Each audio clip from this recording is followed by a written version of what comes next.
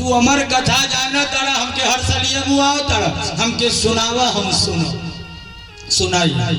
भोली बुआ ने कहा देवी सुनाई का सुनाई तय जरूर लेकिन तू अगर मन में नहीं लगी कहीं मेहरारू जाति के मन लगेला।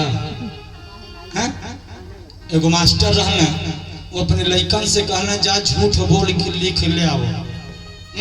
जा लोगन घर से झूठ लिख के ले आओ जो सबसे ज्यादा झूठ लिख के ले आई बढ़िया वही के इनाम मिले। तो एक मिला झूठ लिख के ले आए कि देखली कि आम के पेड़े में बेल फरल कहना बैठ जाई हो सकेला ये कल जाए। एगो कहला से बाबा देखली कि एक बटुली पानी रह एगो मेहरारू वही में खैलर डाल के अब मथत रह देसी घी निकलत कहना बैठा हो सकेला। एगो निकल से बाबा हम देखली कि एगो खेते में 10 गो मेहरारू 3 घंटा चुपचाप बैठल कौनो कौन से बोलती नहीं रह। मास्टर साहब कहते ही नाम पाई हो ही नहीं सकता वही हमन के पहले कहीं जाए तो कुछ जान पहचान हो बतियावल जाए खियावल जाए खर्च कर जाए तब दोस्ती हो। अब मेहरारू जाती यहाँ से इलाहाबाद नहाई चल जा अब बसे में बगल अगर कोनो मेहरारू बा तो गोरखपुर बैठी है इलाहाबाद जा जा सखी तो बनी जाए कौनो न कोनो रिश्तेदारी तुमका भेटाई जाए। कहाँ राउर घर है तब अरे हमार बहिनाउर दोनिया बा बगलिया में दुकान बा कहाँ जा मैं जात दानी तो हमारे ये बाणा में रो लिखा है हर वर्ष ही तो बेगबो रखावर चालू कर भला ही रहिए में उतार के लेके भाग जाए तुरंत। नहीं कुछ बोलना है तो कुछ तो बोलना ही काहे आपने देखा होगा कि जबले हाथी चले ले तबले कान डोलावे लेकिन जब सुतू जाले तबो कर कनमा डोलता रहे। पीपरे का पात पीपरे का पेड़ जब हवा बहे तब वो पत्ता डोलेगा और न डोल बहे तब वो एक दूगो तो डोलता मिलेगा। पीपरे का पात हाथी का कान मेहरारू का जबान केहू से ना बोली तो पेड़ से जरूर 2-4 बात बतिया तात पर लेकिन यहाँ के लोग बहुत बढ़िया शांति पूर्वक सुन रहे हैं हमारे और बड़ी बतिया आइए बोल जाके भगवान की पहुंच गए। तो पार्वती जी ने कहा हम कथा सुनाओ कहना देवी तू सुनबू तब ना कहली मन लगा के सुनो कहना सुनाओ लेकिन भोली बुआ कहना एक चीज जान जाइयो हम जब सुनाई था आंखें बंद कर तो हम कैसे जानो तू सुना तड़को उठ के चली गई तो का करी पार्वती जी पूछी तो भोले बाबा कहना तनी होम कहल करियो ओम ओम कहल करियो तम जानब सुनो कहली ठीक। भगवान ने अपना त्रिशूल छोड़ा प्रकोप दिखाया जितना जीव जंतु रहना भाग गया। क्यों अमर कथा गुप्त है ये सबकी नहीं सुनाओगे सबको भगा दी। वो इस समय एक सुग्गे का अंडा वहीं पे रह गया सुग्गा सुगिया चले गए अंडा बच गया वो अंडा के बगल पे आसन लगाए अंडा पीछे हो गए शंकर जी बैठ गए पार्वती जी आगे बैठ गई कथा चालू हो गई। 7 दिन का कथा और 3 दिन बीत गया और चौथे दिन का जब कथा पड़ल तब बुझी 3 दिन तब हेली है लेकिन चौथा दिन जब कथा अमर कथा क्या है यह भागवत जो सुन रहे यही के अमर कहना। अमर मतलब इसको सुन लीजिए देश दुनिया से मोह हट जाए सोना चांदी घर द्वार मकान बेटी बेटा पति मेहरी मर्द से मन हट गया आप सब कुछ मोह खत्म हो गया तो बुझिए आप अमर हो मौत से कोई डर नहीं तो आप अमर हो। अमर कथा आंख बंद कर लिए और चौथे दिन की जो कथा पड़ती है वो है रसगुल्ला। 3 दिन में भेली चौथे दिन क्यों भगवान भागवत कथा के माध्यम से 7 दिन की कथा होती है तो कन्हैया जी का जन्म चौथे दिन और 9 दिन की कथा है तो कन्हैया जी का जन्म 5वें दिन जन्म पड़ा। और जब भगवान का जन्म पड़ा तो बड़ा दिव्य लगा यहाँ भी जन्म उत्सव मनाया जाएगा। ये पंडाल उस दिन आपको पहचान में नहीं आएगा कि अनु बाबू का द्वारा यह है कि कहीं और चले जाए इतना गजब उस दिन लगेगा। झांकी निकलेगी राम और सीता जी का जयमाला होगा बहुत दिव्य व्यवस्था महाराज लगे और आंख बंद कर लिए, कथा चालू हो गई। 3 दिन कथा चलन नीक भइल। कन्हैया जी के जहिया जन्म पड़ा चौथा दिन, तहिया पार्वती जी के नींद दिया, आंख बंद हो गई, ओम शब्द बंद हो गया। लेकिन 3 दिन जो अमर कथा चली, तो सुग्गा का जो अंडा था वो फूट के बच्चा निकल गया। और सुग्गा एक ऐसा जानवर जो पहले सुन लेला वह रटेला। अमर कथा सुन रहा था, ओम ओम सुन रहा था, ओम बंद हो गया, पार्वती सो गई। सुग्गे ने विचार किया ई तो अमर नहीं हो, इनके चक्कर में हमारो कथवा छूट जाए। तो जब ओम कहेगा तो हम ही ओम कब, कम से कम हम तो 7 दिन सुन ले।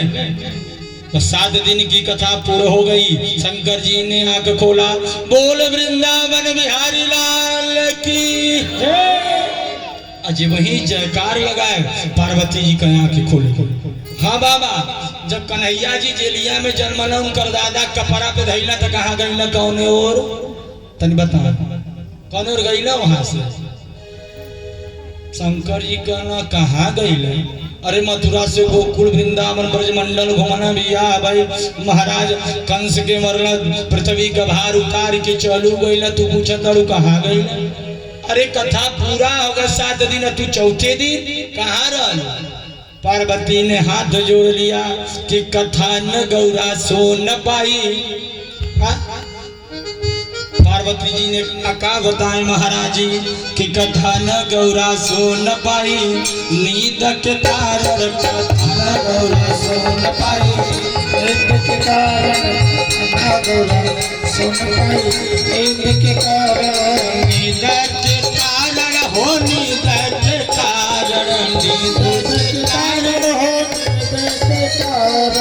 नींद के कारण हो, नींद के कारण, नींद के कारण हो, नींद के कारण, गौरा सुन पाई, नींद के कारण, गौरा सुन पाई, नींद के कारण।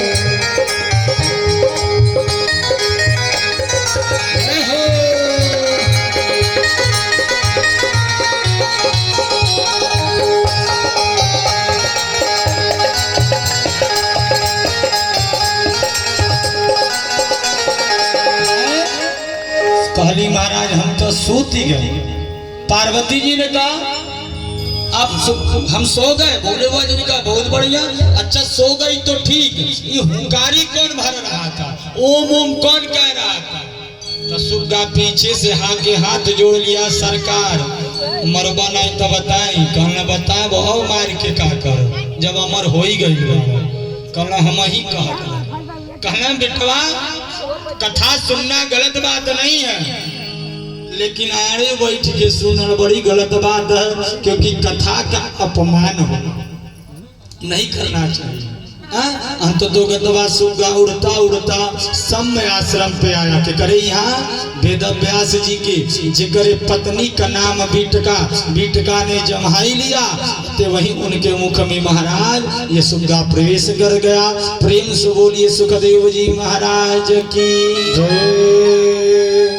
बोले महाराज।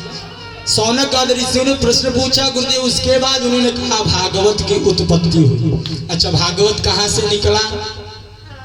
आप लोग के गांव में भागवत तो होता ही होगा साल 2 साल, अब तो हर साल 2-4 जन गाया जाता है। भागवत की उत्पत्ति कहाँ से है? महाभारत से। कहाँ से है? महाभारत। महाभारत में पांडव के नाती कौन थे? परीक्षित।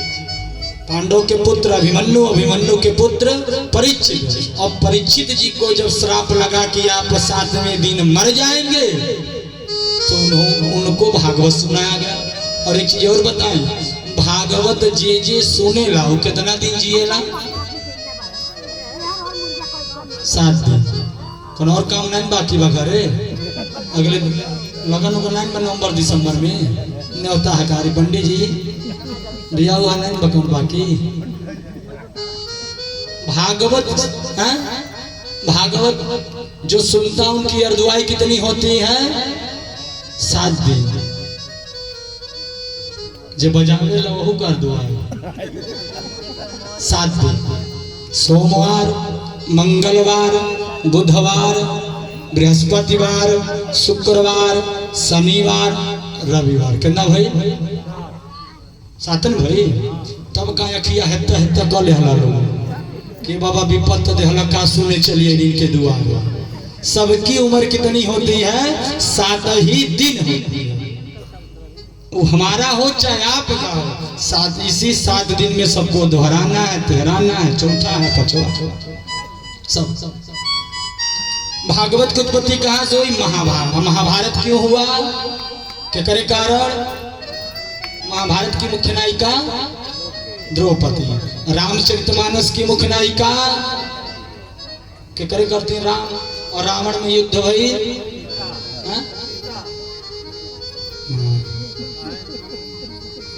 तुम सम पुरुषना मो सम नारी, यह संजोग विधि रचहु विचारी। ये कौन कहा था? हाँ क्या करे वजह से भाई? सुपर्णखा के रहल हो सुपर्णखा उसने ही कहा। लेकिन रामचरितमानस में सुपर्णखा, अब वाल्मीकि रामायण में नाम आता है मंथरा का, कि मंथरा ने जब सीता जी को त्रिया चरित्र कैकेयी को जब त्रिया चरित्र सिखाया, सब उसी त्रिया चरित्र के बल पे। और मंथरा ने कहा एक काम कर, अरे 2 बर जो 2 बर तुमको राजा दशरथ जी ने दिया है कि जब मन करी तब तो मांग लिया, वह बर मंगले का समय आएगा समय तो मैं राम कथा आपको दूंगा संक्षिप्त में ही, क्योंकि भागवत में राम कथा ज्यादा नहीं है, फिर भी एक दिन की कथा मैं राम कथा दूंगा। महाराज महाभारत की मुख्य नायिका कौन? द्रौपदी।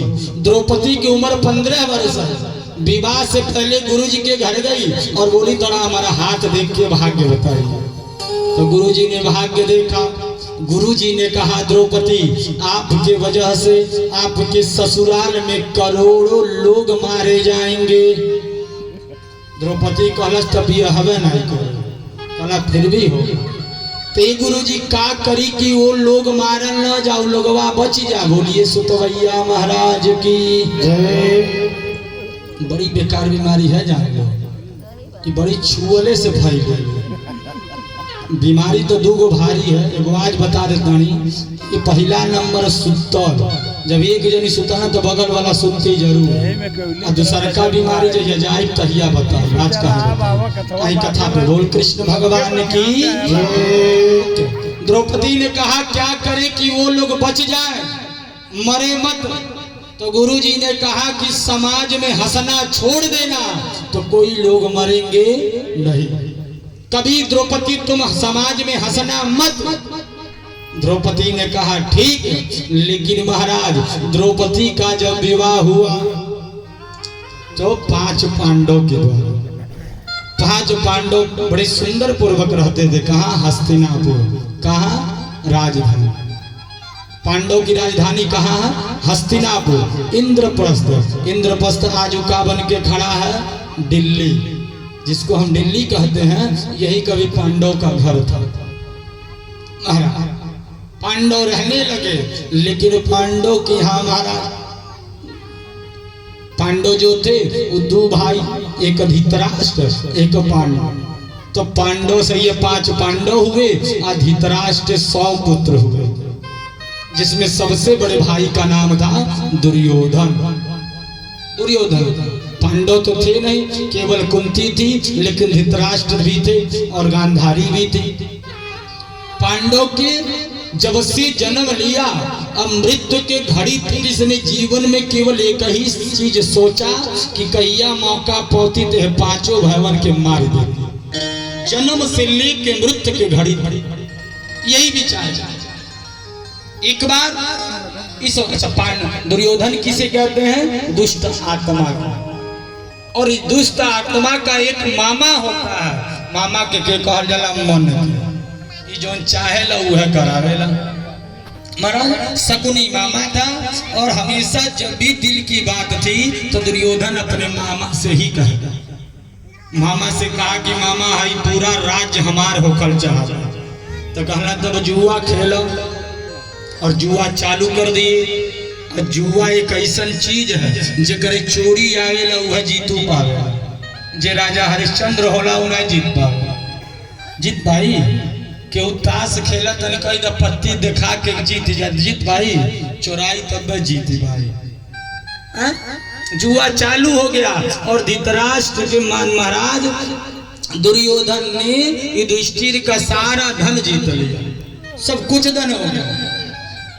युधिष्ठिर जाने लगे, शकुनी ने कहा पा गई कहला नहीं मामा जौने करतीन खेलनी वो बाकी कहना का कहना द्रौपदी। अच्छा बोले ठीक है। शकुनी ने कहा ये राजन कहाँ जाता है? अरे महाराज सब तो हरले बाड़ा, एक चीज और करे न जितना धन हरला एक पलरा पे और दुर्योधन का धन वही पलरा पे और दूसरे पलरा पे द्रौपदी बा जुआ खेल। अगर जीत गई तो कुल तुहार, हार गई तो का जाता जहाँ तू लोग रही तहाँ द्रौपदी हो रही। जुआ का ऐसा लालच महाराज कि राजा लोगों का सीरी भी लागो। खत्म हो गया, सब धन खत्म हो गया। महाराज लगा दिए लालच में और अंततोगत्वा का हुआ दुर्योधन ये भी जीत लिया। और दुर्योधन हंसने लगा और हंसते हुए महाराज अपने भाई दुशासन को बुलाया और कहा घर में जा द्रौपदी बाड़ी पकड़ के लेके आओ और न आया तो उनकर बरवा पकड़ ले। जब बार पकड़ ले तो औरत जाति का बाल जब पकड़ब तो जेहर ले जाइबो हरे चलिए पकड़ के लेके आओ। दुशासन पकड़ के बाहर ला दिया। अब बोला है बदल कल अब का देखा था एक निवस्त्र कर दीजिए। महाराज दुशासन ने कहा मारे कहता मार देती ई कुल ठीक नहीं भाई। दुर्योधन कहना तुहरा मान बेइज्जती भइल बा हमार बेइज्जती भइल बा। कहला कहिया तुहसे ही मेरी गल की बेइज्जती हो गई। कहला सुना जहिया राजसू यज्ञ होत रहे तो लोग पूछना पूजा केकर सबसे पहले हुई तब पांडव लोग कहना कन्हैया का पूजा हो। लेकिन हम कहनी कि जिंदगी भर गाय चरौना माखन चोरा कैला कमरा उड़ाना मोरे का फाकी लगौना न घर न दुआर न राजा न महाराजा इह राजा इनकर पूजा नहीं हो। मैंने मना कर दिया।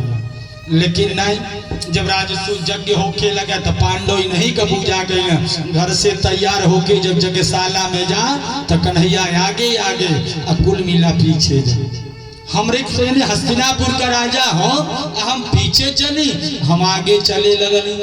लेकिन हमके गुरु जी के बतिया भूला गए कि महाराज होशियारन के आगे और मूर्खन के पीछे कब चले के नहीं चाहिए। लेकिन हम आगे आगे चले इतना सुंदर मकान बनावल है। लेकिन कन्हैया का माया कर देना अगमा जननी गड्ढा बा तो हम धोतिया ऊपर कह के चले गड्ढा नहीं अगमा जननी बराबर बा लेकिन वही गड्ढा रहा वही पनिये में जाके गिर गई।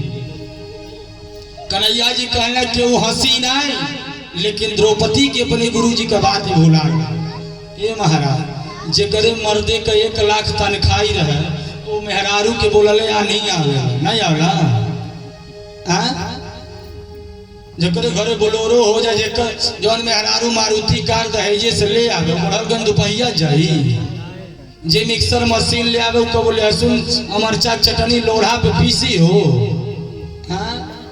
3 दिन बाद कपड़ा धोई लेकिन दादा कर दियाले वॉशिंग मशीन वही खींची। क्यों अब 5 पति द्रौपदी के कौन कमी है कौन जमरे कमी बा की वीर के कमी बा। भीम ऐसा बलशाली केहू नहीं न भइल न कब होई। अर्जुन जैसन बाण चलाए वाला न केहू होई न कब बा कोई है कोई नहीं। काहे डर लगे कन्हैया कहने मत हंसी नहीं मनली तो द्रौपदी हंसते हुए बोल दी कि जाए दुर्योधन सुनले रहली कि अनहरे के अनहर जन्मे न लेकिन राजा जो खिए देखू ले भीम जी का दुपट्टा पकड़ी और खींच के दुर्योधन के दे दिल सही ले लो। ई जानत दानी कि तू भी साधारण नाग हवा जहिया मौका पैब हमके बिना कटले छोड़ब नहीं लेकिन जा केचुल समझ के है के बदल। दुर्योधन कहानी दुशासन के सुनो सुन। अरे सालती बाबतिया हियरा में आई है द्रौपदी हमें देहल सिगारी गारी का देहल कि आनर जन्म कई के मुँह सुकाई बजवल सिताली अरे ऊ बदलाया जुए चूकी है आयल बाट हमरो पारी आज हमार पारी आई बा अब कौन डर बा कहना कहिया दुर्योधन ने कहा सुन अरे थला जानी जब हम गिरी गईली बावरी में आई है द्रौपदी हमें देहला सिगारी गारी दी थी दुशासन पहुंच गया द्रौपदी का साड़ी पकड़ लिया खींचने के लिए चालू कर दिया द्रौपदी कब इधर भगती कभी उधर भगती हाथ जोड़ के रोवे लगले द्रौपदी जी रोवत कहताड़ी अरे सिया के रोवत देखी आकाश में ध्यान दीजिएगा भोजपुरी शब्द है का करी द्रौपदी कहताड़ी हे भगवान अरे सिया के रोवत देखी आकाश में आखी के आगे न पाप सहैला जहिया सीता के रावण हरि के ले जात रहे तहियो पाप बहुत भारी भई लेकिन वो दिने मनई तनाई लेकिन एगो पंछी पहुंच गया के गइल है गिद्धराज के पहुंचल जटायु पहुंच गए कहले का किसिया के रोवत देखी आकाश में आखी के आगे न पाप सहैला रावण गिद्ध में का समताबा कि चोचा न पाखी न से लड़ी गई अरे देश है सब लोग है बा उहे देश बहनों बा जो सीता के बेरी रह उहे लोग बाड़ा लेकिन हमारे बेरी लगता कि दुनिया में गिद्ध अवनाई बाणा गिद्ध हर रौरे और गिद्ध बाणा नहीं बाण कौन कहाँ चली गई कहीं लौका दाना गिद्ध कहीं बटले नहीं कहाँ से गिद्ध रही है जब मनैया गिद्ध हो गए कहाँ से मिले भगवान तीन चीज बनाओ एगो मछली बनाओना कि पानी का सफाई करी यह बनाओ एगो बाबू पानी का सफाई करी एगो सुअर बनाओना कि जमीन का सफाई करी एगो गिद्ध बनाओना बताइए एगो बकरी बनाओना मुर्गा बनाओना कि जितना कीटाणु जानवर घास जो कर सफाई करी मछली पानी के सुअर पृथ्वी के ई सब जीव जंतु के कौन और से भुला के मनई बना दे तीनों जनिक सफाया कर खत्म कर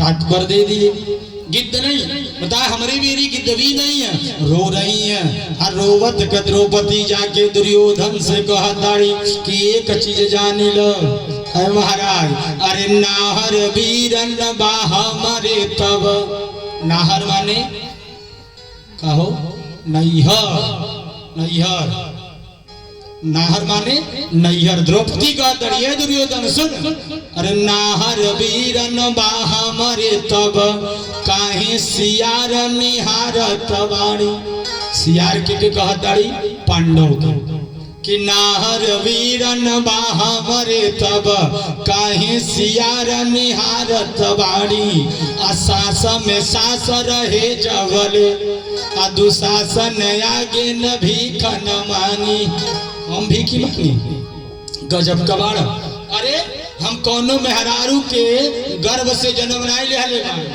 आए दुशासन अरे यज्ञ के वेदी से मैं निकली कहाँ से जन्म भई यज्ञ कुंड से हमारे दादा के घर बेटा बेटी नहीं भई यज्ञ करो ना तो हवन कुंड से हमार प्रकट भई कि यज्ञ के वेदी से मैं निकले अब बलि वेदी के कुंड में भले पड़ी जाइबे ना झुकबे ना मुड़बे कबो भला ही टुकड़ा कटी जाइबे हम गोड़े गिरो अरे काट दे बगटैया तबो ना गिरो लेकिन एक चीज जान जाइए दुर्योधन का अरे खींच दुशासन जोर लगाई के खैले बाड़ ए दुशासन ना तजा घर में खा के आओ आ जितना जांगर हो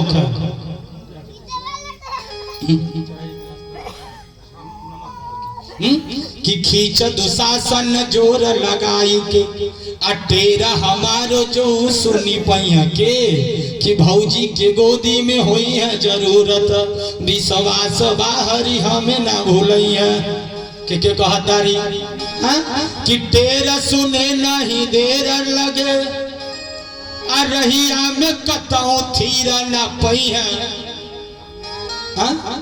नार नदी बन डाकत के बन के वीरना नार नदी बन डाकत के बन के हीरना वीरना चली वीरना माने वीरना के कर जला वीरन बार नौवती भाई को कहा जाता है वीरना। तो द्रौपदी के ऊपर गुमान करो ताड़ी द्रौपदी भाई के है बोलिए कृष्ण भगवान की नार नदी बन डाकत के बन के हीरना वीरना चली है खिज्जू सासा अब तक को एक तो कही जाले लेकिन अंदर वही करे जा धक धक चगरता कि यही है कि ना यही बुलावे तो बुलाई दे ले इतना जल्दी तकाना यही है ना। तो हाथ जोड़ के कन्हैया से मनावताड़ी हे कान्हा अब कोई न सहारा बिन तेरे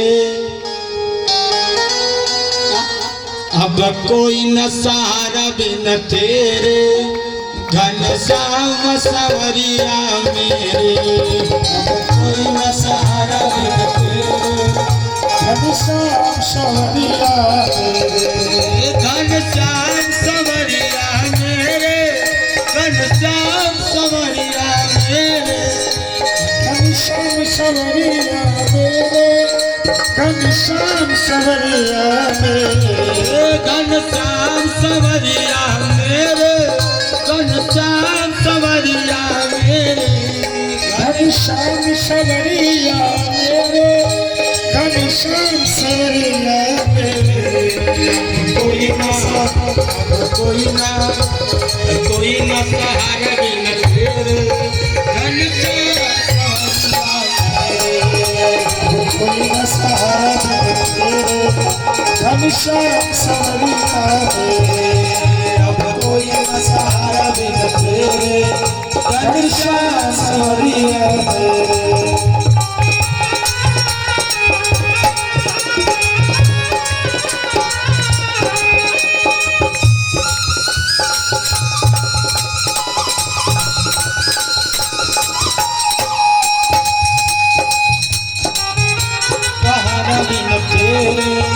घनश्याम सवरिया कोई न सहारा बिन तेरे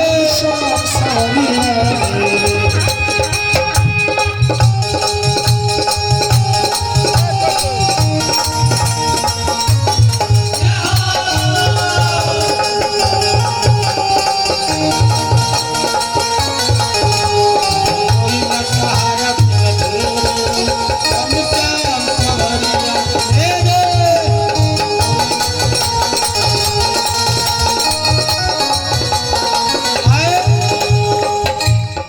जोड़ रही और द्रौपदी जी रोवत कहताड़ी कि ऐसे में ना बिसरई हरी हे कान्हा जिंदगी में आज के बाद न कबो बुलौले बाणी और न कबो तुहके बुलाई। ध्यान से सुनिएगा कबो बुलाई ना लेकिन हे कान्हा आज हमारे ऊपर जो विपत्ति पड़ल बा एक औरत के जीवन में अगर सबसे दुख का घड़ी कोनो है तो वो दिने ओकर शरीर का ओकर जीवन का कैसे हाथ जोड़ के कहताड़ी कि ऐसे में ना बिसरई हरी अपति देव पे पांडव भैल उतारू हरे कीमत का जनन ईंधन के कि मछरी मरन पवन में रारू का जन है पत्नी कैसे आवेलो। अरे अर्जुन गई ना तीर मार देना मछली के आंखी में बियाह होगा ऐसे ही कान्हा अरे मूछ मुरे रत आखी घुरे रत अब पापी के केहू रोकत नाही हे वीरना हमारी ऊपरा फटही धोतिया केहू फेंकत नाही झाकत बा हमारे ऊपरा होकरी ऊपरा केहू देखत नाही। अब तो से का बताई और हम अकेले में हरारू नाई बाड़ी अरे सासू जेठानी खड़ी देवरानी दुशासन के केहू रोकत नाही, आहे वीरना हमारी ऊपर फटही धोतिया केहू फेंकत नाही। अरे खींचिल साड़ी खींचिल साड़ी खींचिल साड़ी है चरचावा, अबीरन यादव वंश के नाहर, अब खाली भरोसा तुहार तबा। कन्हैया कहताड़ी कि अभी कुछ दिन का सहारा नहीं बा, फिर हाथ जोड़ कहताड़ी हे कान्हा, अरे तुहर जियाती तुहार बहिन उघर होली, अधाई धूपी अपन पीताम्बर ओढ़ाई द। यदि हम कान्हा एक चीज करी है कि आज हमारे जिंदगी कबा कि तुहर जियत तुहर बहिना उघार होले, अधाई धूपी अपन पीताम्बर ओढ़ाई द। आज सब जानिल कि के कर बहिना हम, भाई तनी धन कमती भरा माई द। कौनो नहीं बुझाता कि हमारियो के हो भाई बा, लेकिन एक चीज कहब का ना कहबा टाइम नहीं बा, लेकिन फिर भी कहता कि छोटी छोटी नहीं तुहरे, अरे बड़ी बड़ी बाट, अरे कतनी हरे कौहरो बढ़ाई द।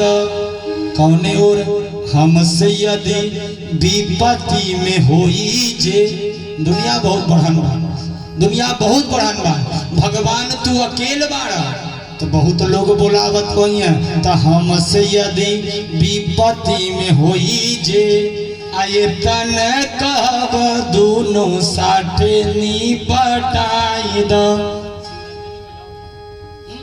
एक काम एक साथी दोनों निपटा दीजिए। फिर कहा दाड़ी लेकिन यह कान्हा तो हमके छुई हम,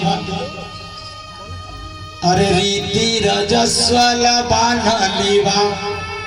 कुछ ऐसा समय औरत का होला कि वो समय के छुअल नहीं जाएगा, लेकिन इतना पापी दुशासन बा कि येहू समय हमके छोड़त नहीं बा कि रीति रजस्वला बान्हलीवा, कि पराई बचाई चले पर छाई, अभेद दबा करही आई में वेदन, चलत का गोड़वा थहराला, कि पंचन कमती मारल बा, अब बहिनी बड़े बर के कर छाई, ऐसे में खींचत बा के सिया, जैसे अपन भी पति छुअत नहीं। और का तो आगे बताई हे कान्हा, लेकिन एक चीज जान जाइए कि गाढ़े में जो भी सरई बहरी, अगर आज भुला गई तो फिर जिंदगी में द्रौपदी तो से बोली नहीं कि गाढ़े में जो भी सरई बहरी, तो जा तू हसे हम बोल बनाही, आ तू बहिनी बहिनी कहबा, नाता कबो हम जोड़ा बनाही। तू बुझा तो अगर साथ छोड़ देबू तो का हो जाए, कौन मतलब बा, लेकिन बड़ी रिश्ता बहन भाई का बा कि सावन में तो है बाद बदे, सावन में काम पड़ेला भाई का, कि सावन में तो है बाधा बदे, जरई फिर ताल में बोरा बनाई।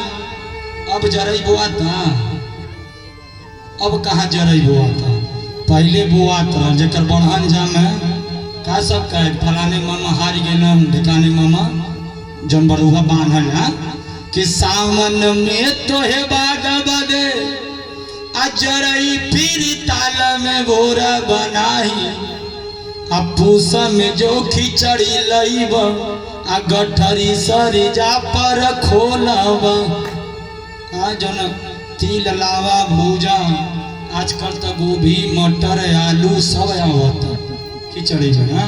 दही आवत कुछ छुआ ना।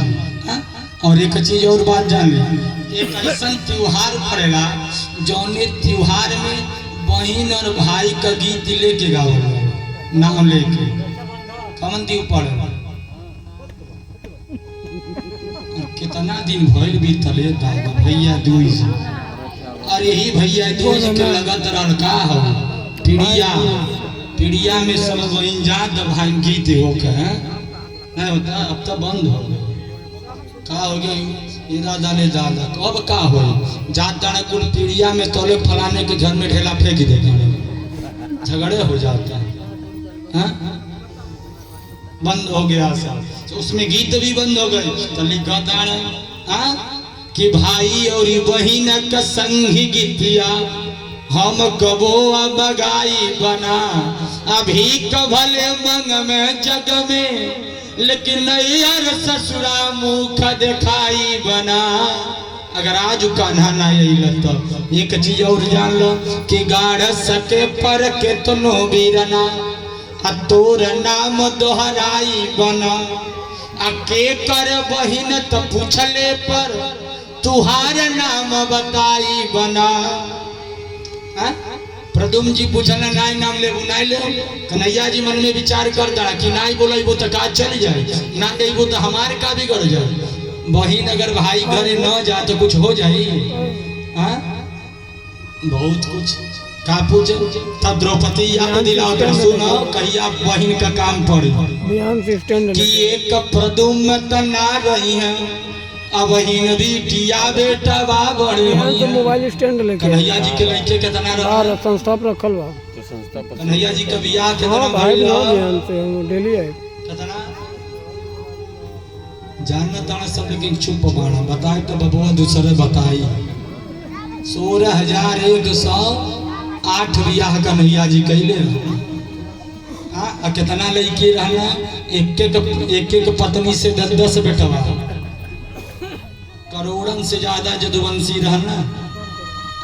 और उस समय बेटा कितना भइल एगो कौन प्रदुम्न जी। द्रौपदी का हदारी कि एक प्रदुम्न तना रही है अब हिन बिटिया बेटा बा बड़े हुई है। तो लड़का हो तो कौन जरूरत पड़ी हो बहन का, काम पड़ी ननद का का पड़ी सौरी पोताई बदे तुहा के अब भौजी भेज के जरूर बोलवई है। तू तो नहीं बोले कि भौजी भेजिए जा ननद जी के बोला लो, जौले माई रही तौले तो ननद अबे करिए। जहिया माई दया खीमू नना पहला बेटवा भाई पहला बेटवा भाई ननद आ गई, दूसरका बेटवा भाई ननद आ गई, तीसरका बेटवा भाई तौले अंदर से आवाज आ गई ए फलाने का पापा 2 बेर तुहार दीदी अली, अब की हमार दीदी आ जाती तो कमन बेकार रहो। अब ननद बंद जब सड़वाई ना बल चालू हो गई। एक प्रदुम तना रही है अब हिन बिटिया बेटवा बड़े हुई है असौरी पोताई बदे हकी अब भौजी तो हके भेज के जरूर बुलवई है। तो एक चीज जान जा कन्हैया दुआरे पे गाड़ी लेके कितनो हारन मरबो तवने दिन हम जाई बनाही अब पुरखा भी तुहार मना नहीं पई है। तू हथवा गोड़वा जोड़वा सौरी बिना पोतले रही जई है। अच्छा ये बात तो तुहरे घरे हमारियो घर काम पड़ी कि मोर बधे भगिना के सिरे बहने का बियाह पड़ी तो मामा का जरूरत पड़ी हो का जरूरत पड़ी, कौन चीज करती जरूरत पड़ी समीर जरूरत पड़ी ना का होई मोर बदे भगिना के सिरे बहने बियाह पड़ी तो मामा काम पड़ी का काम पड़ी। अरे मामा मामा सोर भाई मामा नहीं अला हो और अगमा कैसे है अब पैसा के डरन मामा बोलिए कि भगवान की मोर बदे भगिना के सिरे तई मली तू हस घोटवाई बनाए। का काम पड़ेला? इमली घोटवावे। का काम पड़ेला? इमली घोटवाए के यार होला आपके यहाँ होला इमली हमारे यहाँ नाउ तो हमें पत्ता कटवा दे यार इमली हो हमर और हमें पत्ता इनियो हमरा पत्ता होला। अच्छा वही के इमली कहल जाला। का कहल जाला? इमली ही धन मिली। का मिली? ई मिली। जौन लड़का का बेटी का माई दादा रहे न माई वो बेचारी दिन भर भूखल प्यासल रहे मड़वा में बैठल रहे। हाँ लड़का आगे बेटी आगे बैठल रहा मामा आ जान रसगुल्ला उस्गुल्ला लड्डू वड्डू कुछ नहीं। एक लोटा पानी एगो साड़ी कुछ पैसा ये ना 7 गो या 5 गो में पत्ता मोड़ी पे उमच देना 5 गो। अच्छा दाते सर कटवा देना और वह काटल गदोरी पे लड़का चा बेटी उगल देना थूक देना वह ना यह ना।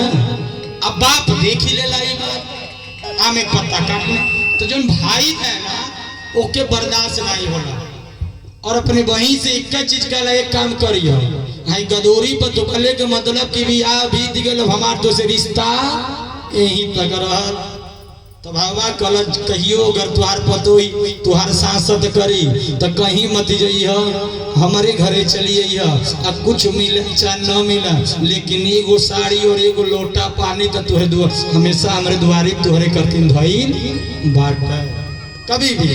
ये भाई का वादा है तो कह रहे हैं कि मोर बदे भगिना के सिरे आई मली तो हसे घोटवाई बनाई अपूत विवाहन तू चलवा। इतना इनके घर के बात अगर कहीं मामा के घर मान लीजिए भाई घर बेटा भी आ पड़ गया तो फिर ननद का काम पड़ गया। अब क्या करे करते बताइए हुआ काम का हो ननद का काम पहला नंबर लावा भूजे करते दूसरा नंबर कोहबर बनावे करते ये ना। और सबसे वीआईपी काम कौन जब बेटवा का परछावन होला तो आँखी काजर लगावे कर। आजकल तो मामियों लगा देता रही भाभियों लगा देता लेकिन फुआ का ही पद्धति लगाने और कजरा एगो ऐसा निशानी बा कि 1000 अगर बाराती रहे और एक के साथे आवत रहे दुल्हा के तो कपड़ा देख के पहचानल मुश्किल बा। दुल्हा से वीआईपी तो बरतिया कपड़ा पहन ई तो 2 मिनट गईला शैम्पू लगौना दही लगल नहा के बाहर चल जाए अब बरतिया 2 बजे से नहा दाना कबले जो बोलोरो दुआरे पे आ न जाए 3 घंटा नहा दुल्हा परछावन गांव के बाहर हुआ 1.5 घंटा बैठल बड़ा बहन बरतिया निकलता धीरे धीरे। अच्छा गजब के बात दियो जब जाए करला तो खूब धीरे धीरे जाना और सोचे ना कि कौने 2 4 में आगे के जगह खाली वही बैठो कैसो आगे और जब पानी पियने भोजन भई तो सोचे ना कमन बोलोरो निकले वाला जल्दी बैठो तो ड्राइवर से कहीं भैया भर गए बता डिग्गिया खोल बता नहीं बैठ हम घर में ले ले तब डिग्गिया खो जाए जब जाए घर लेकिन बैठो उतना 2 4 गो लड़के बना के मार के डांट के उनके कवर कर जाला जल्दी महाराज इतना वीआईपी बरतिया के लोग कपड़ा पहने ना लेकिन कजरैया आँखी है कि बता दे रही है एगो दुल्हा हुई बाकी बरतिया नहीं लगे पहुंच गए तो का बोल दी कि पूत विवाह न तू चल आँखी काजल लगाई बनाई। लेकिन हे काना हमार दर्द तू नहीं बुझब आज हमारे ऊपर विपत्ति पड़ल बा तुहरे ऊपर तब विपत्ति कबो पड़बे नहीं करे। ध्यान दीजिएगा कथा में बोल कन्हैया अगर जिंदगी जीना है तो कन्हैया जी के जीवन को ध्यान दीजिए। मैं बताया परिवार में जीना है तो राम जी के जीवन को देखिए और जीवन जीना है तो कन्हैया जी के जीवन। इतने विद्वान बैठे सभी लोग कथा के बारे में जानते हैं। एक लोग दिमाग पे जोर डाल के बताइए कि पूरे कृष्ण चरित्र में किस जगह आपको कन्हैया जी रोते हुए मिले कपारे पे हाथ धर के हे भगवान बड़ी विपत्ति पड़े कहीं देखे ना। कन्हैया इतना विपद केहू के जीवन में नहीं पड़े याद करिए कि जो मनई वो घरे जन्मे जाता जे करे पहले 6 जनी जन्मला मारल गईल आ 7वां जनी के पता ना वो घरे केहू जन्मल चाही केहू कतई नहीं, लेकिन कन्हैया वो घरे जन्म ले जा 20 मनई मारे करतीन तैयार जन्मना कहिया हरिया राती हित्ती चुप गोजर लइके देखे तो डेरा जाइए सपना देख के कहिया चिहू की जाई लइकवा हम और वो कन्हैया जो एको घंटा गनाई भइल अनहरिया राती उनके कपड़े पे 100 मुंह वाला से सनाक खड़ा हो विपद पहुंच गए। अब एक हफ्ता का भइले तो महाराज पुतना आ गई का पियावे 1 महीना गए ना सकटासुर, 2 महीना गए ना बकासुर, 3 महीना धेनुकासुर। कन्हैया जबले अपने माई जसोदा के घरे लगना तबले राक्षस वहां से चलना बेचारे जब तो यहाँ पहलवानन से लड़े पूरा जीव पूरा कन्हैया जी का चरित्र, राम जी के चरित्र को याद रखिएगा। राम जी का चरित्र हुआ सूर्य वंश में जन्म और कन्हैया जी का जन्म हुआ चंद्र वंश में। सूर्य वंश का निशानी कि बिना यज्ञ करौले केहू घर बेटा जन्म नहीं, केहू के घरे सूर्य वंश में बिना यज्ञ करौले पुत्र प्राप्ति नहीं हुआ। और चंद्र वंश का जीवन बिना झगड़ा के केहू कभी आ कन्हैया जी के का कर कन्हैया जी के बापे के जो वसुदेव के बिया भइल तहियो मारी भइल जेली में वो दिन में वो लोग चल युद्ध दोनों का चलता। बस यही है राम जी मर्यादित है और कृष्ण जी तनी चंचल है। राम जी के 4 बेर के हो बोलावे तो 1 बेर के हो घरे जा और कन्हैया जी के केहू पूछे चाहे न पूछे जे नहीं पूछे उनके पहले ही उनके घरे जा। राम जी 3 दिन समुद्र से प्रार्थना किए निकल जा नहीं निकल। राम जी ने लक्ष्मण जी से पूछा कैसे निकली है, हमार कहना मारा था ये धनुष बाण उठावे अब निकल। लक्ष्मण जी कहना यह कर, राम जी कहना गलत। हनुमान जी से कहना हमार कान तू का कहा, हनुमान जी कहना अगर हमके कह तो हम विराट रूप धारण कर लेताड़ी, हर रोआ में पर्वत पहाड़ बांध लेताड़ी और चौफरिया बांध के यही में कूद जाती, कुल पनिया बाहर हो जाए तू चल जा। कहना ये भी गलत। कहना तब कहना पहले प्रार्थना करिए। कहना करा 3 दिन तक प्रार्थना किए। तब राम जी ने लक्ष्मण जी की तरफ देखा, भाई भय भी न हो तन प्रीत ले आव धनुष बाण। अब ये तरह निकल लक्ष्मण जी कहना यह दम पर नहीं कह ले। और जब धनुष बाण निकाले तो बाहर आ गए। 3 दिन पूजा किए, समुद्र के पास नहीं निकले। और एक दिन कन्हैया भी समुद्र के पास गए। कहिया गुरु जी के मरल लइकन के ले आवे कर दिन ओ दिन अब 3 बीघा पीछे कन्हैया जी रहना तब भाई समुद्र देवता पूजा का थरिया लेके दुआरी पे खड़ा रहना कब आई बहुत काहे वो जानत रहना राम नहीं हो कन्हैया। तो 3 दिन पूजा करी पूजा नहीं करी है दौड़ते दौड़ते आके पहले इन कूदी पड़ी जान। कन्हैया जी के जीवन में हम भागवत बाचत ताने ना रोरे पाचन सुनत ताने कितना निक लगता। हम बाचत ताने रोरे पाचन सुनत ताने आ यही मारी हो जा गोली बंदूक चले लगे हम बाचो हम अपन कोठरी नहीं आ रोरे पाचन अपन घर नहीं जियत दवाई बाबू हो जुलाइल भागवत हमारे बुक को 6 महीना भगवतियत बाँचे जियब तब न एक बेर मार भर कथा बंद आप हेहर आधा गाँव हेहर हम जन्मान है कोई नहीं। याद करिए वो कन्हैया जी दे महाभारत हो रही है, करोड़ों से बाढ़ हेहर करोड़ों से बार हर चलता लोग लड़ता है और वही मारी के बीच में कन्हैया जी बैठ के अर्जुन के गीता सुनावत भागवत सुना रहे तनिको डर नहीं। कन्हैया ने अपने जीवन में कभी विपत नहीं माना और कन्हैया जी ने केवल एक काम किया है मुस्कुराते रहिए हंसते रहिए। उल्लू के राती में लौकेला कौआ के हैं नहीं लौकेला, कौआ के दिन में लौकेला राती में नहीं लौकेला। कौआ मनावला हे नारायण रात ना होकर आ उल्लू मनावला हे नारायण दिन, लेकिन ये दोनों जनी के मनौले से रात दिन बंद नहीं हो। वही चीज अपने जीवन में लाइए। जैसे रात दिन सत्य है वैसे सुख और दुख भी सत्य है। अगर सुख पड़ा है तो घबराइए मत और दुख पड़ा है तो परेशान मत होइए, क्योंकि गुरु जी ने तो खूब लिखा है कि सुख में भूलो मती दुख में भूलो मती, अब प्राण जाए मगर नाम भूलो मती। क्या चीज? कि सुख में भूलो मती दुख में तड़पो मती, अब प्राण जाए मगर नाम भूलो मती। मुरली वाले को मन से, मुरली वाले को मन से, मुरली वाले को मन से रिझाते चलो, मुरली वाले को मन से रिझाते चलो। कृष्ण गोविंद गोपाल गाते चलो, कृष्ण गोविंद गोपाल गाते चलो, कृष्ण गोविंद गोपाल गाते चलो, कृष्ण गोविंद गोपाल गाते चलो। आप कभी अपने घर में ध्यान दीजिएगा, आप सभी लोग पूजा करते हैं, मनौती मानते हैं, भगवान से प्रार्थना करते हैं, आप कहते हैं भगवान हमारा पूरा नहीं करते। ध्यान दीजिए मेरे बात। अब कभी आपका बेटा कभी मोबाइल चला रहा है या टीवी देख रहा है या कोई काम कर रहा है, आप उसे एक लोटा पानी मांगे, मोबाइल चलाओ तो ध्यान दिए ना, फिर दोबारा मारेंगे। जब 4 बार चिल्लाएंगे, 5 बार चिल्लाएंगे, तब एक बार ऋषिया को टिका है हो एक लोटा पानी दे, तो ऋषिया के एक जगह पानी दे, लो है पियो, के ना पियो हम मत चिल्लाइए, इतना बढ़िया फ्री फायर चलावत पियो। 4 बार 5 बार कहेंगे तो जरूर एक बार सुनेगा।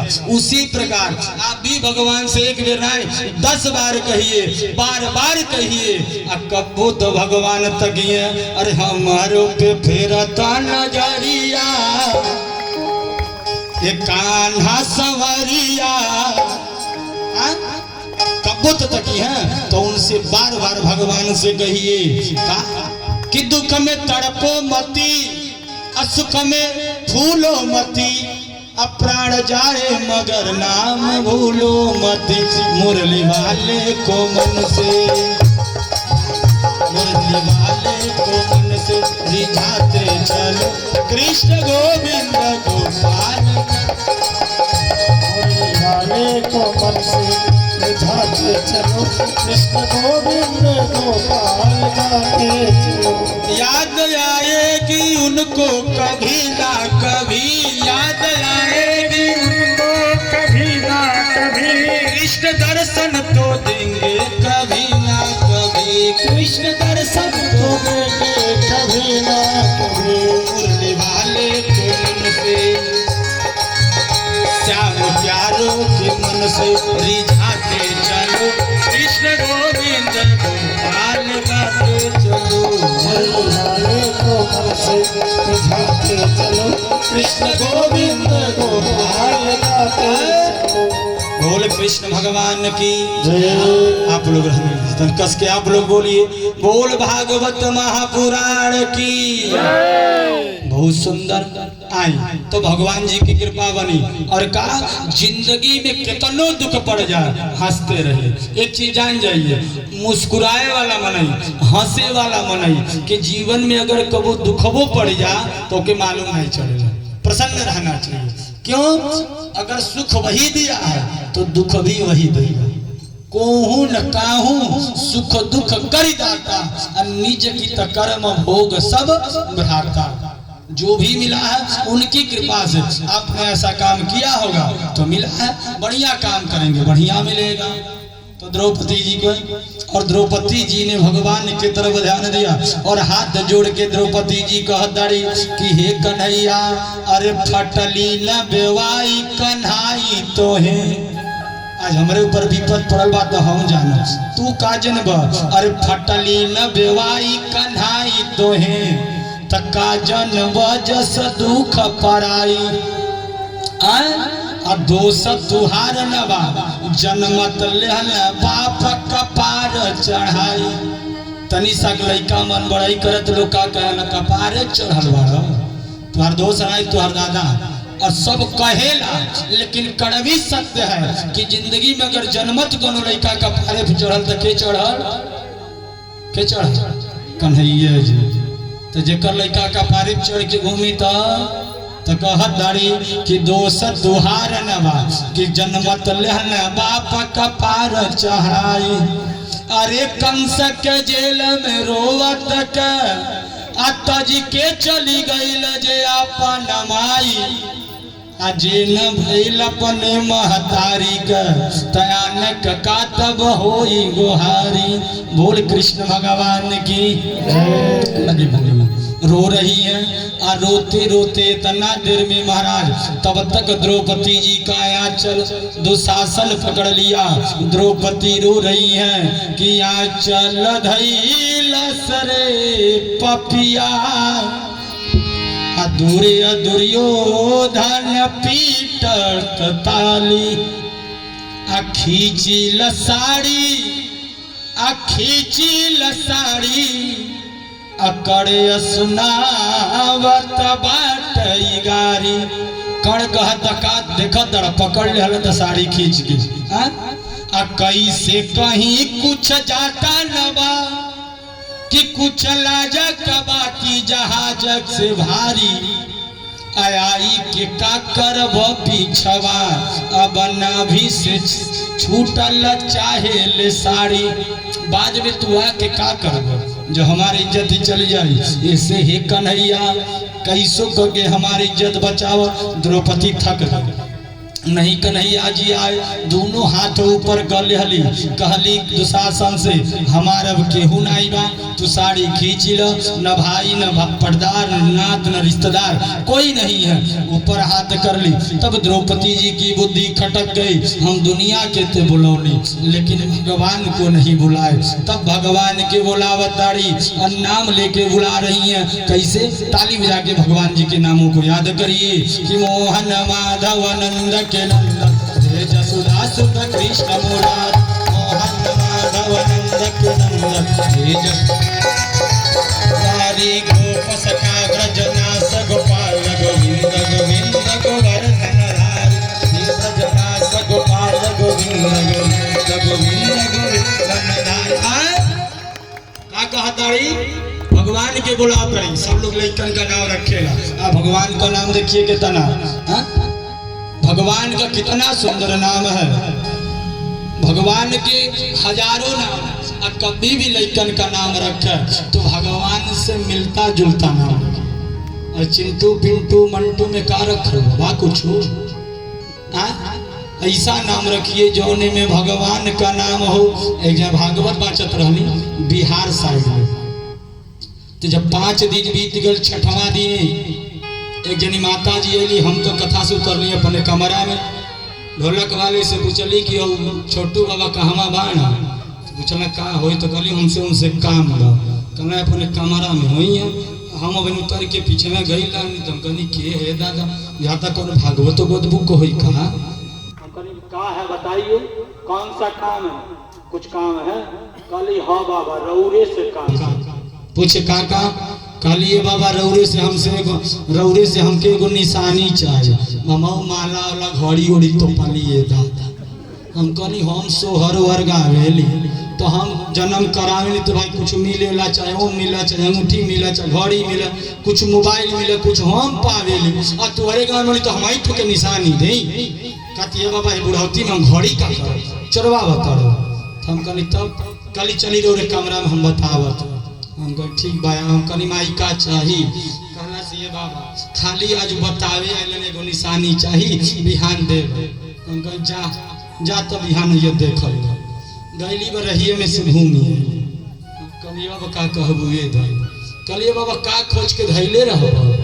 हम हमार खुदा बीपी बढ़ा था तू का मंगबू भी बताओ का चाहिए कहा दे बाबा जान लका चाहे हम कनी का कल से हमारे एगो बड़का नाती भइल हम कहीं ठीक ओकर नाम हम रंजन धैले कनी बहुत सुंदर दूसर को नाती बा ओकर नाम चितरंजन धैले बानी हम कनी ओहू से बढ़िया बा आ तीसर का नाती भइल है ओकर नाम तू ध देता तो बिहार के यह निशानी रखी बा मा जाइला हमरे गांव में तो हमरे नतिया का नाम ध के गइल इहे एगो नाम धरे बा ध देबो ना बिहान हम कनी हां जा ध दे जा भला बीपी बढ़ल नाम में का बा फिर घूम आई कलश बाबा एक चीज भुला गई हम दुनिया अब का कलश नौवा एकदम ऐसने चाही कनी कैसन कैलाश बड़का का नाम रंजन दूसरा का नाम चितरंजन तो तीसर को ऐसा रखी है कहनी माई दे बिहान हम भूला जाए 3 घंटा इतना बड़ा कथा कहनी याद करत करत थक जानी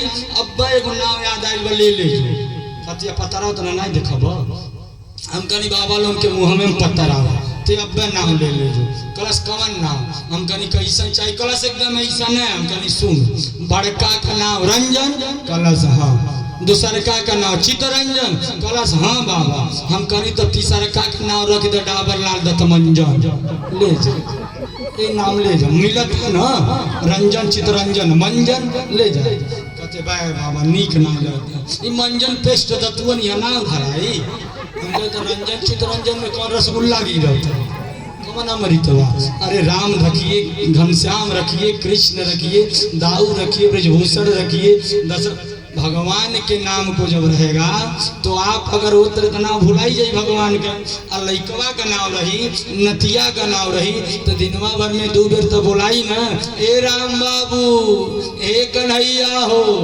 एको बेर तो राम सुनी है इतना बेर बोला बोल जाई नाम ऐसा अच्छा राम नाम रख दीजिए किसी का राम तने ओकर रे कह के बुलाइए देखिए रे निकलता राम के अगर रे कह के बुलावे तो निकल पाई कतई नहीं निकलेगा ऐसा नाम रखना चाहिए कि बढ़िया रहे आजकल तो ऐसा ऐसा अंग्रेजी में ना बा कि तू दुल्हा में नहीं बोला तो रह जाए बोल कृष्ण भगवान की तो क्या नाम रखी कि मोहन माधव नंद के नंदन हे जसुदा सुत कृष्ण मुरारी गोप सखा व्रत नास गोपाल गोविंद गोवर्धन फिर आगे कहा दाई कि 100 दुशासन का करी है यहाँ तो एक दुशासन 99 गो और राजा हे काना अरे 100 दुशासन का करी है जे कर तू कर रखवारी 100 दुशासन का करी है 100 दुशासन तो एगो 99 गो और राजा तब विश्वास है और हाथ जोड़ के बुला रही और एक चीज याद रखिएगा फिर कहता है अगर जिंदगी में विश्वास है तो केहू कुछ नहीं बिगाड़ पाए अब विश्वास नहीं बा तो कुछ भी हो जाए क्योंकि आज के जमाने में कभी माँ अगर एक पुत्र को जन्म देती है तो यही विश्वास पे दे ले कि बुढ़ौती में ही हमारी सेवा करिए कि 12 अनेक का जो काटा गड़े तब सुई पीरो के निकाल जाला अगर गोड़े में कांटा गड़िया तो निकाल जाई और दोबारा गड़िया तब वो निकाल जाई और तिबारा गड़िया तब चौथकी बार गड़िया तब छोड़ा जाई जो बेर गड़ी तो बेर निकाल जाई कि 12 अनेक का जो कांटा गड़े तब सुई पीरो के निकाल जाला ये ना आ कीचड़ में कंगना गिरी जातब सोने के अंगूठी माटी में गिर जाता छोड़ा जाए कि निकला जाए छोड़ दे गोबरा में गोबरे में सोने का अंगूठी गिर जाता ना निकल तब वो निकलबे करी नारी में गिर जाता पूरा नारी यहाँ सोहर छना जाए लेकिन अरे अंगूठी के बतिया छोड़ दो 150 का नाकी में का नथुनी खो जाए तो बुरा गद्दा रह जाए हर सोहर हो जाए बहु जाओ कि कीचड़ में कंगना गिरी जाता कीचड़ हटा के निकाल जाला वो फूल पे ना बैठे भावरा जो न फूल पे परागण होला आया सब जियती भाई दुनिया आया सके ना कब मार जाला आस द्रौपदी जी को विश्वास बत जरूर कान्हा अरे आवे के पड़ी कान्हा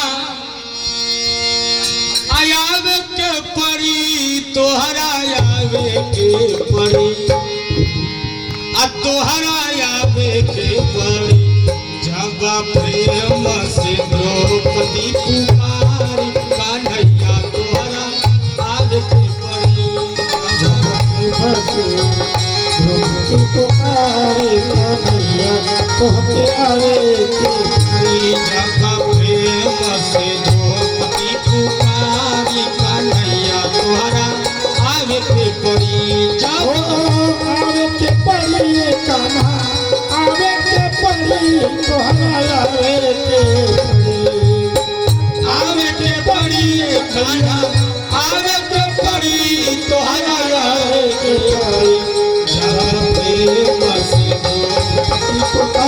देखा भैया तोहरा अरे प्रेम से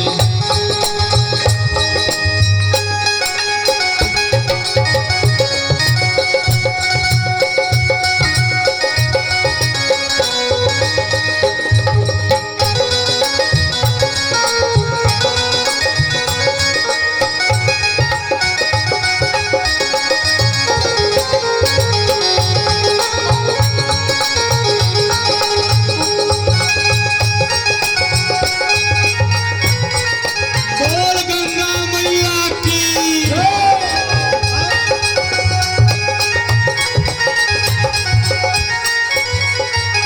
हाँ, खूब गुहार की। और यहाँ द्रौपदी जी बुला रही हैं दोपहरिया का समय।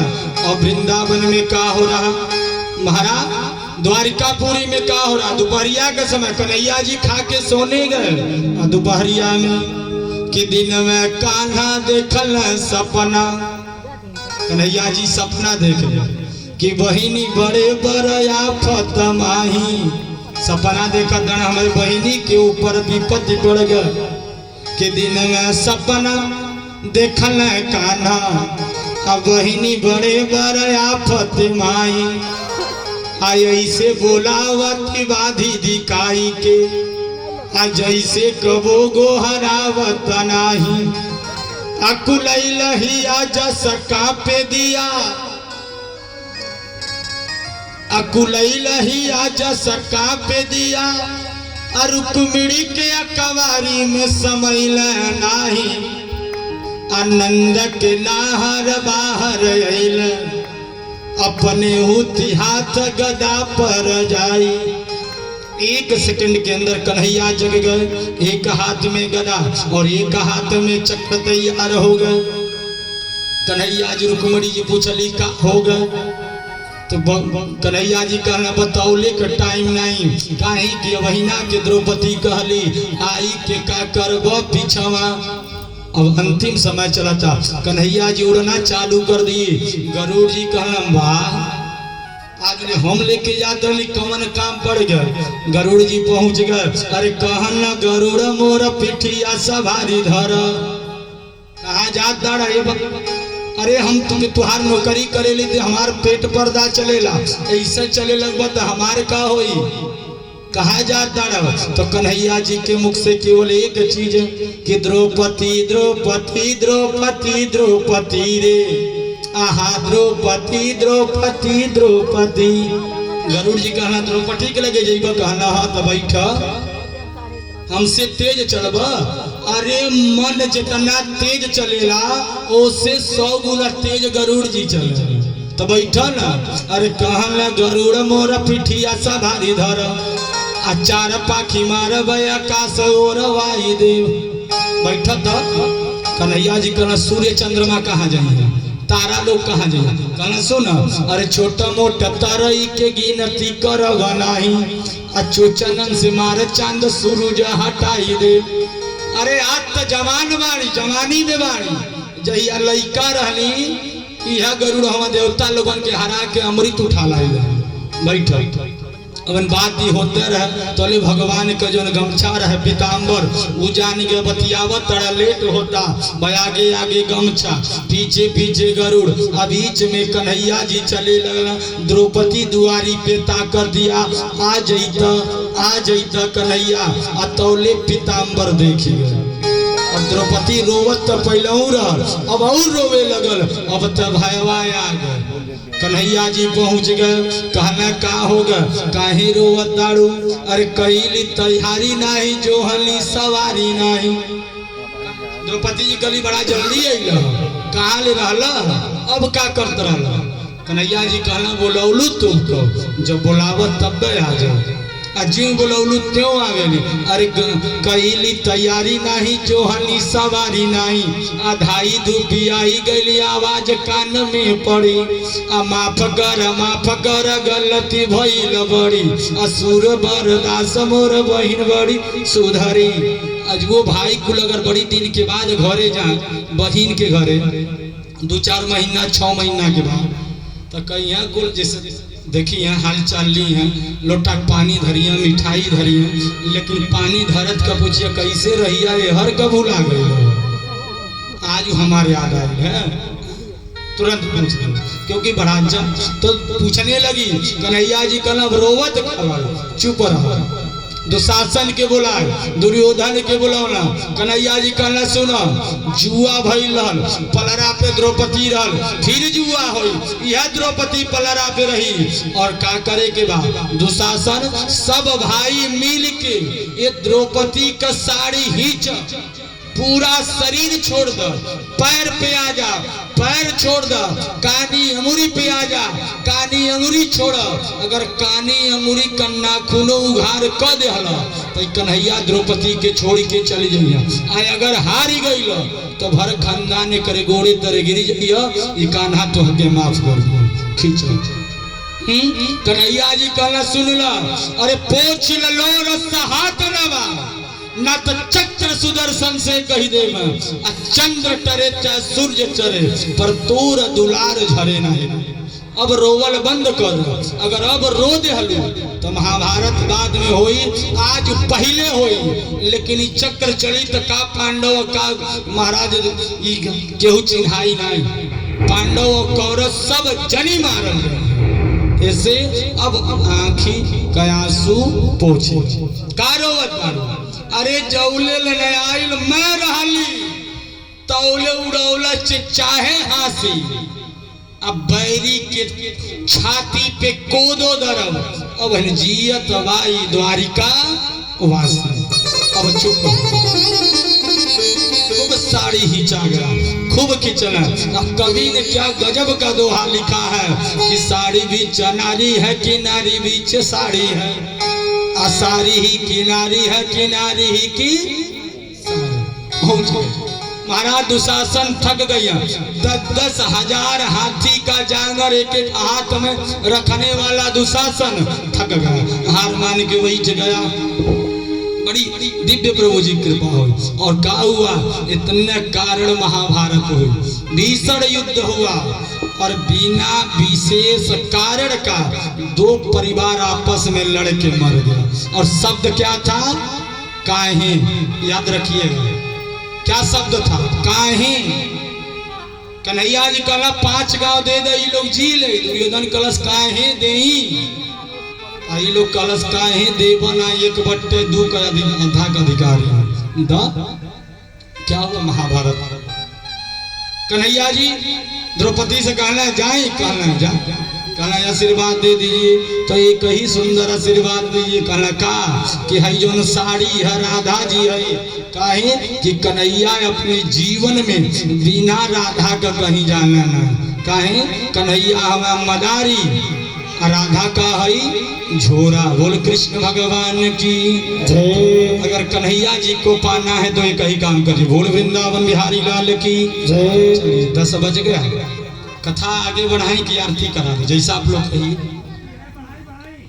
हाँ आगे बढ़ाएं, नहीं हमार तो घड़ी चलता है, आप लोग बताइए। चलिए आज आरती करा देते, सब लोग थक गए हैं। और कल कथा बड़ी शंकर जी का विवाह बड़ी भी कथा है, और तन कल से इसी तो वाला व्यवस्था थोड़ा देख लीजिए।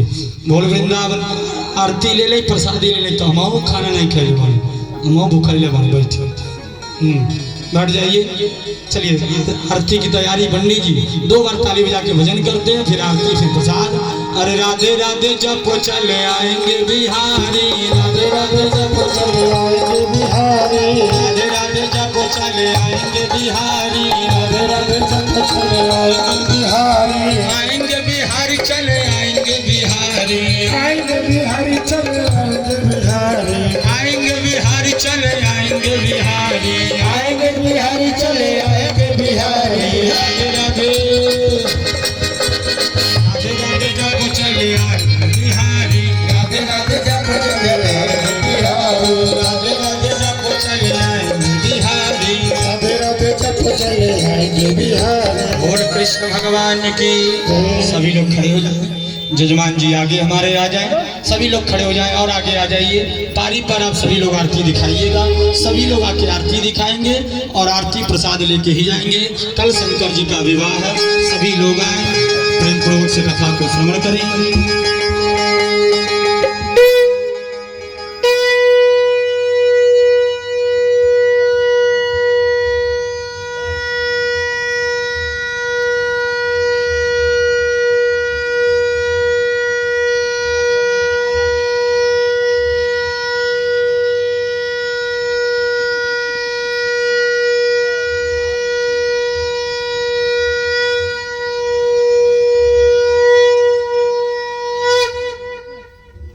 बोल कृष्ण भगवान की जय। श्री भागवत भगवान की है आरती, पापियों को पाप से हटाती। श्री भागवत भगवान की है आरती, पापियों को पाप से है तारती। श्री भागवत भगवान की है आरती, पापियों को पाप से हटाती। श्री भागवत भगवान की है आरती, पापियों को पाप से है तारती। ये अमर ग्रंथ मुक्ति पंथ पंचम वेद निराला, नव ज्योति जगाने वाला। ये पंचम वेद निराला, सब लोग दिखाइए। नव ज्योति जलाने वाला। ये अमर ग्रंथ मुक्ति पंथ पंचम वेद निराला, नव ज्योति जगाने वाला। ये पंचम वेद निराला, नव ज्योति जलाने वाला। हरि नाम यही, हरि नाम यही, हरि नाम यही, हरि नाम यही, जग के मंगल की आरती, पापियों को पाप से हटाती। श्री भागवत भगवान की है आरती, पापियों को पाप से है तारती। श्री भागवत भगवान की है आरती, पापियों को पाप से हटाती। श्री भागवत भगवान की है आरती, पापियों को पाप से है तारती। ये संत गीत पावन पुनीत पापों को मिटाने वाला, हर दर्श कराने वाला। ये संत गीत हरि दर्श कराने वाला।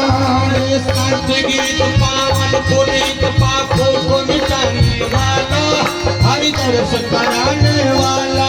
हरि दर्श कराने वाला, हरि दर्श कराने वाला। ये सुख करणी ये दुख हरणी, ये सुख करणी ये दुख हरणी, ये सुख करणी ये दुख हरणी। ये सुख करणी ये दुख हरणी। मधुसूदन जी की आरती, पापियों को पाप से हटाती। श्री भागवत भगवान की है आरती, पापियों को पाप से है तारती। पापियों को पाप से हटाती। पापियों को पाप से है तारती। ये मधुर बोल जगत खोल, संवार बताने वाला, बिगड़ी को बनाने वाला। बिगड़ी को बनाने वाला, बिगड़ी को बनाने वाला। हे मधुर बोल जग पंथ खोल, सन्मार्ग बताने वाला, बिगड़ी को बनाने वाला। बिगड़ी को बनाने वाला, बिगड़ी को बनाने वाला। श्री राम यही धन सर्व यही, श्री राम यही धन श्याम यही, श्री राम यही धन श्याम यही, श्री राम यही धन श्याम यही। प्रभु के महिमा की आरती, पापियों को पाप से हटाती। श्री भागवत भगवान की है आरती, पापियों को पाप से है तारती। भागवत भगवान की है आरती, पापियों को पाप से हटाती। श्री भागवत भगवान की है आरती, पापियों को पाप से है तारती। कृष्ण भगवान की ये तो है जग जगदम्बे काली, जय दुर्गे खप्पर वाली, तेरे ही गुण गावे भारती हो मैया, हम सब उतारे तेरी आरती हो मैया, हम सब उतारे तेरी आरती। तू है जगदम्बे काली, जय दुर्गे खप्पर वाली, तेरे ही गुण गावे भारती हो मैया, हम सब उतारे तेरी आरती हो जननी, हम सब उतारे तेरी आरती।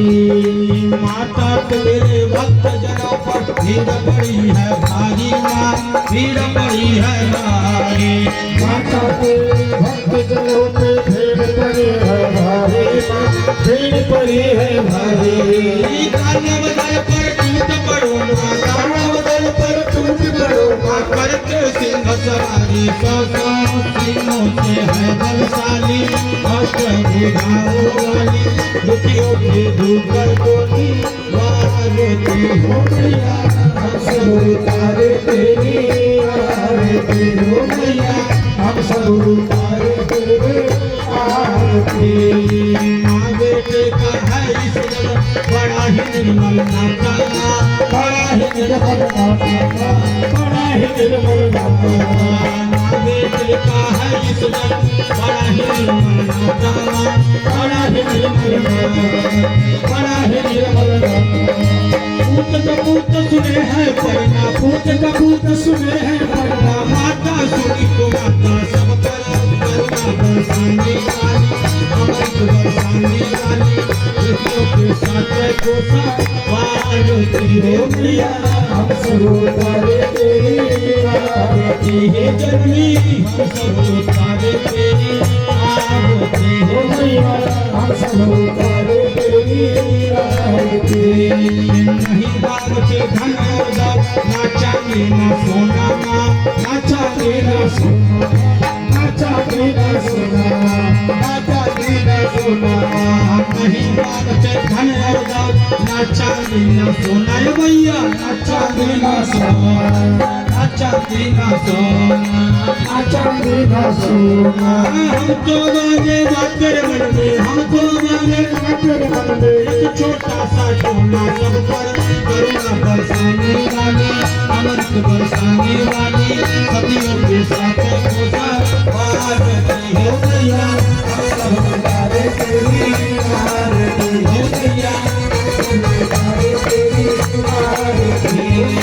छोटा सा परिवार हमारा, इसे बनाए रखना माँ, इसे बनाए हो इसे बनाए रखना। छोटा सा परिवार हमारा, इसे बनाए रखना माँ, इसे बनाए रखना, इसे बनाए रखना, इसे बनाए रखना। एक डाली के फूल में, एक डालिया के फूल में, सदा खिलाए रखना सब पर करुणा बरसाने वाली, अमृत बरसाने वाली, अमृत को भाव से वो वारती है मैया, हम सब उतारे तेरी आरती हो मैया, हम सब उतारे तेरी आरती हो मैया, हम सब उतारे तेरी आरती हो मैया, हम सब उतारे तेरी आरती हो मैया, हम सब उतारे तेरी आरती हो मैया।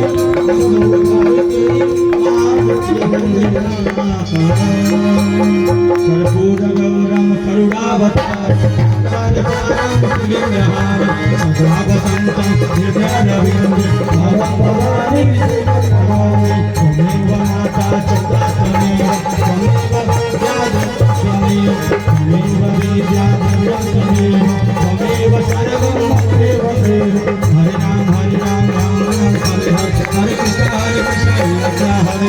हरे राम राम राम हरे हरे, हरे कृष्ण कृष्ण हरे हरे, हरे राम राम हरे हरे, हरे कृष्ण कृष्ण हरे हरे, कृष्ण गोविंद हरे मुरारी, नारायण वासुदेव, कृष्ण गोविंद हरे मुरारी, हे नाथ नारायण वासुदेव।